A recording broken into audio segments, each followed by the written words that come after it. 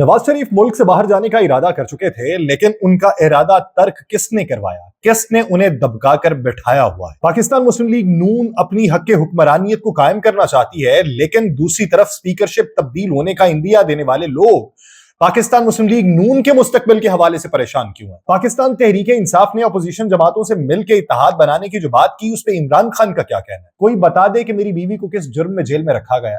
सिर्फ एक आदमी की अना की वजह से बुशरा बीबी जेल में। आप लोग जो काम कर रहे हो ये जहाद है, पूरी पार्टी तैयार रहे, सड़कों पे आने का ऐलान हम जल्द करेंगे। आप सब पर सलामती हो, मैं यासिर रशीद हूं और आप मेरा वीलॉग देख रहे हैं। नाज़रीन, इमरान खान साहब ने कहा है जिस प्रेशर के अंदर सहाफी काम कर रहे हैं वो जिहाद कर रहे हैं। अली अमीन गंडापुर जोशे खिताबत में ज्यादा बोल गए। सहाफियों के बारे गुफ्तगू की तायद नहीं कर सकता। अच्छे और बुरे लोग हर शोबे में होते हैं। खान साहब ने ये कहा कि अच्छे और बुरे लोग हर शोबे में होते हैं। खान साहब ने जो बातें की है ना, वो बातें सुने। उन्होंने कहा जी, जज हुमायूं दिलावर जिसने मेरे खिलाफ फैसला दिया उसको अरबों रुपए की जमीन इनाम में दी गई। जज हुमायूं दिलावर के खिलाफ खैबर पख्तूनख्वा में करप्शन का केस है। एंटी करप्शन पर फेडरल इन्वेस्टिगेशन एजेंसी ने केस बनाया। सारे पाकिस्तानियों को मैं कह रहा हूं कि आजादी, कानून की बालादस्ती और जमहूरियत से ये आजादी मिलती है, तो उसके लिए आपको बाहर निकलना होगा। आवाम को स्ट्रीट मूवमेंट के लिए निकलना पड़ेगा। अब जिहाद का वक्त है। कोई बता दे कि मेरी बीवी को किस जुर्म में जेल में रखा गया। सिर्फ एक आदमी की अना की वजह से बुशरा बीबी जेल में। खान साहब ने यह भी कहा कि नवाज शरीफ को दबका कर मुल्क में रोका गया, वरना वो अब तक लंदन में महफूज हो रहा होता। अपनी पार्टी को मैंने कह दिया कि वो स्ट्रीट मूवमेंट की तैयारी करें, फिर हमें कोई ना कहे कि मुल्क की मुआशी हालत की फिक्र नहीं है। उन्होंने कहा पार्लियामेंट के अंदर घुस के हमारे लोगों को पकड़ा गया। पीटीआई को जो भी दबाता है और जुल्म करता है उसे अरबों का फायदा दिया जाता है। खान साहब ने जब ये बातें की हैं तो उन्होंने वजीर दाखिला मोहसिन नकवी साहब के भी बारे में बातें की। उन्होंने कहा जी कि पीटीआई पे जुल्म किए गए। जिले शाह के कत्ल में आईजी पंजाब और मोहसिन नकवी शामिल हैं। ये पहले भी वो इल्जाम लगा चुके हैं। उन्होंने कहा जी, जिले शाह की पोस्टमार्टम रिपोर्ट में तशद्दुद के 26 निशानात सामने आए थे। मोहसिन नकवी को पाकिस्तान तहरीक इंसाफ पे जुल्म के इनाम के तौर पर चेयरमैन पीसीबी बना दिया गया। अब ये चेयरमैन पीसीबी बनाना उधर के लिए ये बात मंतिक में नहीं आती। दूसरी बात उन्होंने जो काजी फाइज ईसा साहब के हवाले से की, उन्होंने कहा जी काजी फाइज ईसा ने हर जुल्म को तहफ्फुज दिया, हमारे ह्यूमन राइट्स पिटीशन को नहीं सुना। काजी फाइज ईसा साहब जुल्म का हिस्सा बने रहे, हमारा इंतखाबी निशान तक ले लिया गया। रावलपिंडी के कमिश्नर ने चीफ इलेक्शन कमिश्नर और चीफ जस्टिस को जिम्मेदार करार दिया और काजी फाइज ईसा को इनाम के तौर पर फिर से मुसल्लत किया जाएगा। यानी वो उनकी एक्सटेंशन या मुद्दत मुलाजमत बढ़ जाने पर उनके बैठे रहने का इशारा दे रहे हैं। वो कहते हैं काजी फाइज ईसा इंतखाबी धांधलियों को नहीं खुलने देगा। हमूदुर रहमान कमीशन रिपोर्ट के मुताबिक जाती वफात के लिए याहिया खान ने मुजीबुर रहमान और अवामी लीग को धोखा दिया था। हमूदुर रहमान कमीशन रिपोर्ट के मुताबिक ऑपरेशन की पहले से तैयारी थी और अपनी जात के लिए 50,000 पाकिस्तानी मारे गए, अरबों डॉलर का नुकसान हुआ, मुल्क टूटा, कोई पाकिस्तान को पैसे देने के लिए तैयार नहीं है, कर्जे बढ़ते चले जा रहे हैं, तारीख की कम तरीन सरमायाकारी आई है, पाकिस्तान से बाहर लोग जाते जा रहे हैं और सुप्रीम कोर्ट के अलावा तमाम इदारे तबाह हो चुके हैं। अब उस इदारे पर भी हमला आवर हो रहे हैं। ये सब अपनी पावर के लिए किया जा रहा है और हमारी तहरीक जो है वो जमहूरियत के लिए जिहाद है। अदलिया से मैं ये कहता हूं कि कानून की हुक्मरानी के लिए खड़े हो।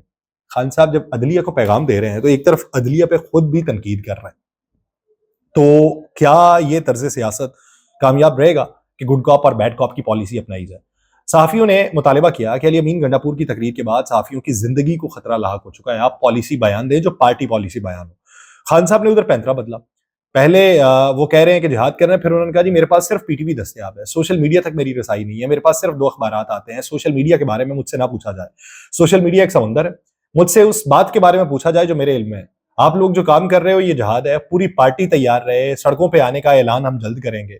फिर उन्होंने अपने एक पार्टी रुकन सादुल्ला बलूच के हवाले से बात की कि उनकी बीवी और बेटी को उठा लिया गया, इनको शर्म नहीं आती, असेंबलियों में घुस गए, पार्लियामेंटेरियंस को पकड़ा, ऐसे पहले कभी नहीं हुआ, किसी ने पार्लियामेंट से किसी को गिरफ्तार नहीं किया। और उन्होंने ये भी कहा कि मेरी अहलिया जो है वो गैर कानूनी तौर पर जेल में। ये खान साहब का बयान है, जिसे पार्टी पॉलिसी कह लें, जिसे आइंदा की हिकमत अमली कह लें। लेकिन खान साहब जो है पिछले कुछ अरसे में हमने ये देखा है कि एक तरफ वो ये भी कहते हैं कि बात सिर्फ इनसे होगी और दूसरी तरफ वो ये भी कहते हैं कि बात किसी से नहीं होगी। फिर एक तरफ वो ये भी कहते हैं कि हमसे जो है इंतकाम लिया जा रहा है। फिर एक तरफ वो ये भी कहते हैं कि इंतकाम को हम भूल भी जाएंगे। एक तरफ वो ये भी कहते हैं कि हम इसका जवाब लेंगे, फिर दूसरी तरफ वो ये भी कहते हैं कि जवाब देने वाले खुद भी भाग रहे हैं। तो ये जो ڈیولپمنٹ ہے اور آئے روز جو بیانات تبدیل ہوتے ہیں، ایک تو خان صاحب کے بیانات اس لیے بھی تبدیل ہوتے ہیں کہ کچھ چیزیں جو پروڈکٹ کی جا رہی ہوتی ہیں اس کے مطابق نہیں ہو رہی ہوتی ہیں. یعنی مثال کے طور پہ کوئی یہ نہیں کہہ سکتا تھا کہ پارلیمنٹ کے اندر سے لوگوں کو گرفتار کیا جائے گا. جب یہ سارا کچھ ہو گیا، کمیٹیز کی ممبرشپ مل گئی، لوگ پارلیمنٹ کے اندر آنا شروع ہو گئے، اراکین نے ان کے اوپر باتیں کرنا شروع کر دیں، بہت سے کارکنان ان اراکین کے اوپر باتیں کرنا شروع ہو گئے کہ آپ لوگ تو صرف کمیٹیز کھیل رہے ہیں، آپ لوگ تو صرف پارلیمنٹ میں بیٹھتے ہیں. تو یہ حکومت کا یہ حربہ وہ ان اراکین کی جو سوچ تھی اس کو تبدیل کر گیا. ان کو یہ لگا کہ نہیں، یہ مزاحمت والے ہیں، مزاحمت کر رہے ہیں تو ان کو پکڑا گیا. حالانکہ ان میں کئی لوگ ایسے ہیں جو مزاحمت والے نہیں تھے، جو خاموش تھے، یا دوسرے لوگ جن کے اوپر قدغن لگائی گئی وہ بھی خاموش تھے. لیکن اب اس میں ایک نئی روح پھونک دی گئی. لیکن اس پہ بات یہ بھی سامنے آئی ہے کہ پاکستان مسلم لیگ نون جو ہے اس کے لیے بھی پریشانی ہے. اسپیکرشپ وہ ایک طرف کو ہے، اسپیکرشپ کے اوپر بھی سوالات اٹھ رہے ہیں، پارٹی کے اندر بھی سوالات اٹھ رہے ہیں کہ یہ اگر ہماری ایما کے اوپر سارا کچھ ہوا تو اسپیکرشپ یہ اس وقت کیا ہو رہی ہے، اور اسپیکر صاحب سائیڈ کیوں لے رہے ہیں؟ اسپیکر صاحب تو اراکین کے دباؤ میں آ گئے ہیں، پارٹی پالیسی کے اوپر نہیں چل رہے ہیں، مختلف لوگ اور سوچ رہے ہیں. سننے میں یہ ہے کہ ایک طرف کی lobby P M L N کے اندر وہ ایک طرف کو ہے، اور جو نواز شریف صاحب والی لابی ہے وہ ایک طرف ہے.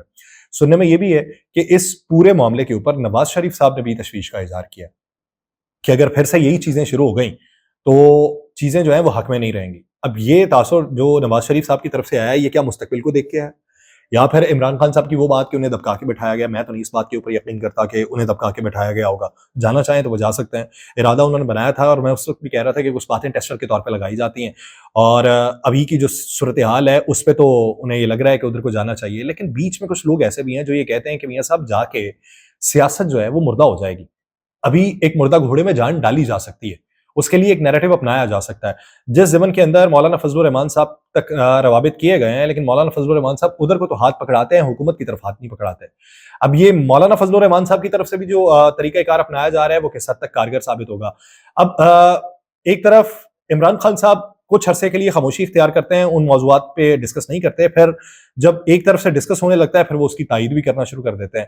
تو ان کی طرف سے یہ جو چیزیں ہو رہی ہیں یہ غیر معمولی ہیں، معمول کے مطابق ایسی چیزیں نہیں ہونی چاہیے تھیں، اور اس کے اشارے بھی نہیں تھے.